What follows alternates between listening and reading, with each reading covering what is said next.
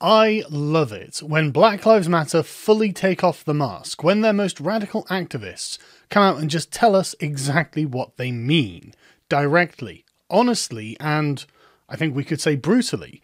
This is Feminista Jones, who markets herself on Twitter as the real racist. She has a picture of a woman punching a man in the face on her profile, and she runs a website called feministajones.com where we can find out more information about her. But before we look at the way that she markets herself to the world, let's have a look at her pinned tweet. Let's see what she wants the world to first see about her and her activism when they first encounter her. The United States of America is at war with black people. Okay. Sane. Feminista Jones. Feminista Jones is a Philadelphia-based feminist writer, public speaker, community activist, and semi-retired social worker. She is an award-winning blogger and author of the novel Push the Button, How Poetry, etc., etc. Her work centers on Black American culture, critical race theory, intersectionality, women's health and well-being. She sits on the board of the Wayfinder Foundation, a grant-making organization that invests in women making a difference in their underserved communities. Underserved. Feminista's passion and talent for writing have led to her being featured in the New York Times, Washington Post, Time, Essence, Exo, Jane, Complex, Vox, Salon, and Ebony magazine, to name a few publications. I hope you're getting the gist of the kind of person that you're dealing with here. A very, very left-wing person. A very, very radically left-wing person. Someone who believes in critical race theory, intersectionality, and the entire gamut of the nonsense that comes out of that perspective. She's been doing this since 2013. She's launched a bunch of anti-harassment and hashtag campaigns, which I'm sure have been incredibly effective. And she runs a true crime podcast that focuses on the stories of missing black girls in the United States. Well, that's stunning and brave. But this person's important because of her connections with mainstream media and mainstream and left-wing media, which I guess is a Venn diagram that has very little space where they don't overlap. And what I find interesting is that she has given us her analysis of Black Lives Matter and where it kind of has to go and what the main points of resistance will be in this Twitter thread. And I have to say, I love when the mask doesn't just slip, it just comes straight off. It's like, hang on a second, what exactly are you asking for here? Well, Feminista Jones is going to tell us. Begging white people to support Black Lives Matter and related work has diluted the integrity of true revolutionary work. I still don't get why folks are so focused on getting mainstream support when it only means the inevitable destruction of the movement.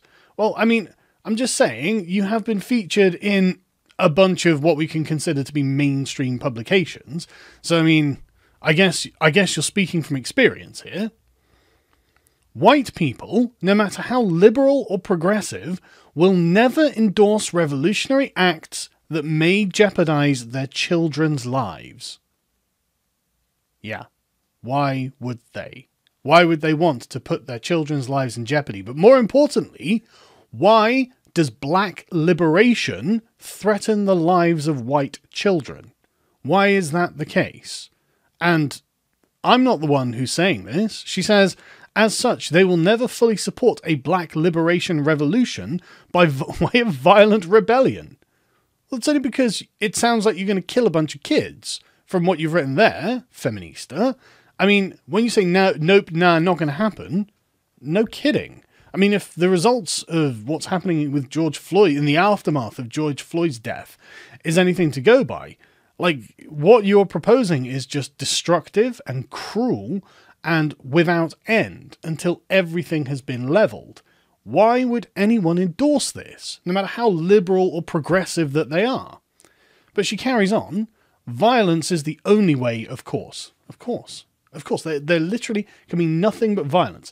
Violence that will threaten the lives of white children, because I guess that's what black liberation entails from her perspective. I can't believe this is up on Twitter, but I mean, no, what am I talking about?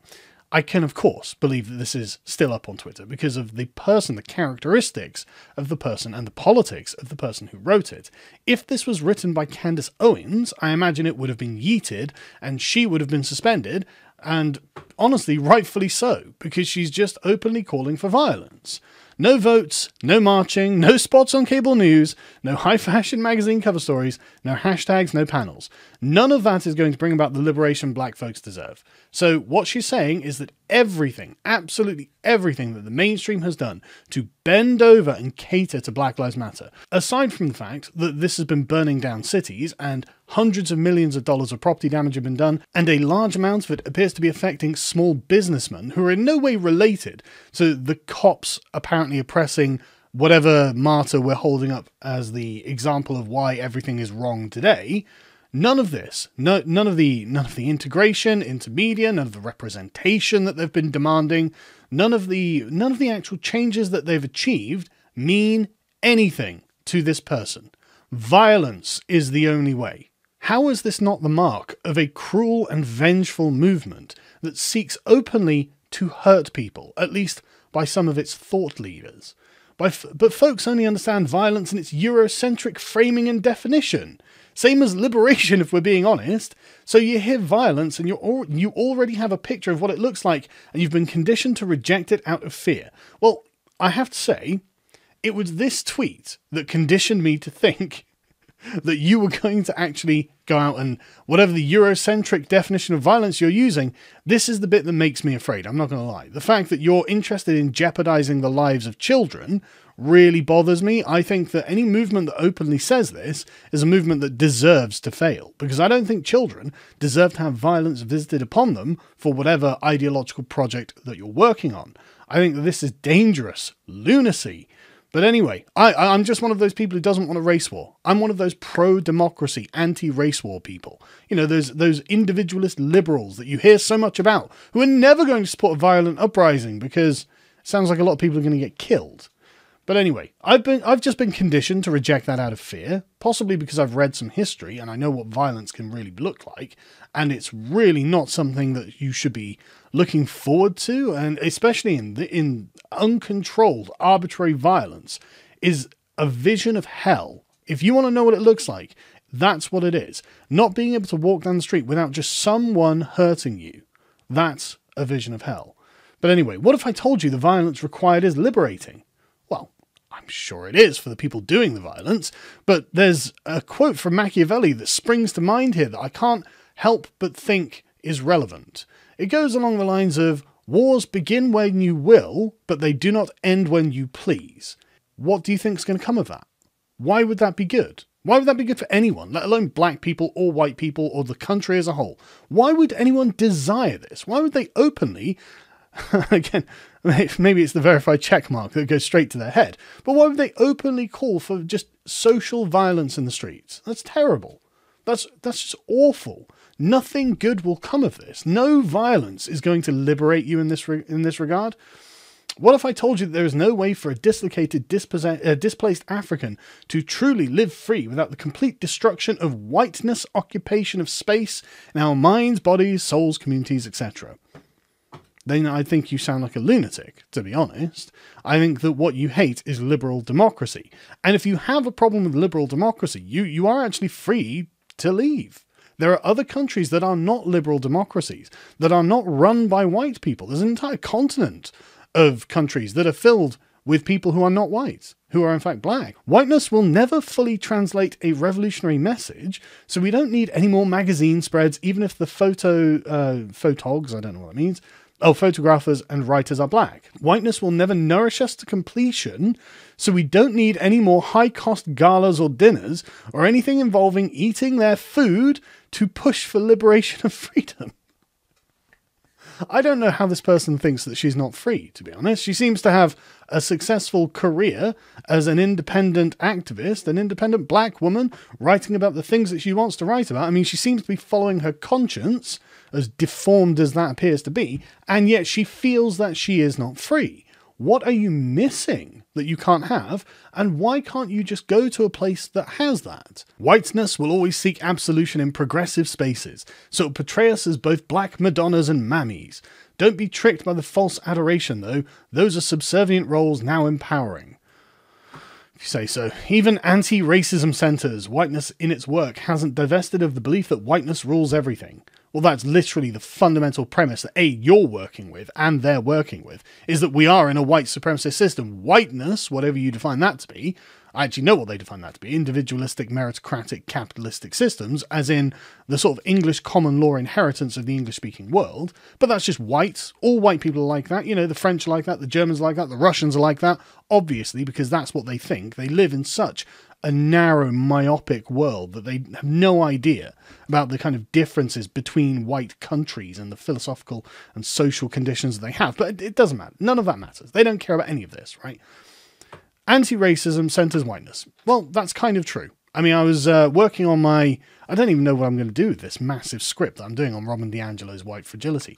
But there's a point towards the end of it in, I think, chapter 12, where she says, look, I'm doing this for my own liberation, not for the liberation of black people. And that is true when paired up with this. You know, she does center herself and other white progressives in her anti-racist work. But the thing is, there's no other way that this can be done, because as far as this anti-racist intersectional view is concerned, there is nothing that black people can do, and there is nothing they need to do, because they are trapped within a racial system that victimizes them on purpose. And so the agency of black people is completely sucked out of the room. There is no such thing. Everything is a response to white supremacy. And so there's no getting around the fact that if you agree with any of what she's saying, then you can't avoid the idea that whiteness rules everything. But anyway, colonization disrupted African progress and infiltrated Africans' history, and we still center it even in our discussions of African liberation. Yes, if it wasn't for the white man, you'd all be living in Wakanda. You'll notice how popular anti-racism is now? How many white people are talking about and / consuming it? Lol, of course they do. It centers them in their work. They don't feel like outsiders or marginalized people waiting for an invitation to the conversation. They are the topic. Man, I don't consider myself to be a white person, right? I don't have the identity of white. For me, white is not a real identity. It's just a description of my skin color. But that's not to say there aren't people who do have a white identity and do have a black identity, etc. Racial identities like this. I have an ethnic identity. I'm English. I'm British. Like I come from a particular culture. The race is actually not important in that regard. But this is one of those things where this person is having a conversation that, frankly, I'm not invited to. They want to have a conversation with people who agree with them. I don't agree with them at all. I don't agree with their philosophy. I don't agree with the way they view the world. And so I'm not part of the conversation. And yet they will still apply whatever rules and dictates they come to on me because of my skin color. Pro-black is too scary and always has been. BLM is a pro-black stance. The words aren't hard for folks to paint on streets and hang in their windows, but they can't even truly act on it because it centers black people. Well, what I want to know, Feminista Jones, is what does that mean? What does it mean to have a pro-black stance? If what we have now, the white supremacy, is the constitutional rule of law that's individualistic, meritocratic, and capitalistic, what does a pro-black, if that's pro-white, right? If that, by your definitions, if that's pro-white, and I don't agree, I think this is race neutral, right? I think these are abstract ideas that anyone can adopt, and they are beneficial when adopted. But that's my opinion. My opinion doesn't count. If that's pro-white, what does pro-black look like? Is it merely the opposite? Is it collectivistic? Is it anti-meritocratic? Is it anti-capitalist? Is it socialist or communistic? Why would I want that? It took a long time for the English-speaking world to develop the individualistic, meritocratic, and capitalistic systems that benefit the individual, which is why it's called individualism. It promotes the sanctity of the individual and their rights and their freedoms above the collective. This is not hard to understand, and it is beneficial for each individual human being regardless of their race.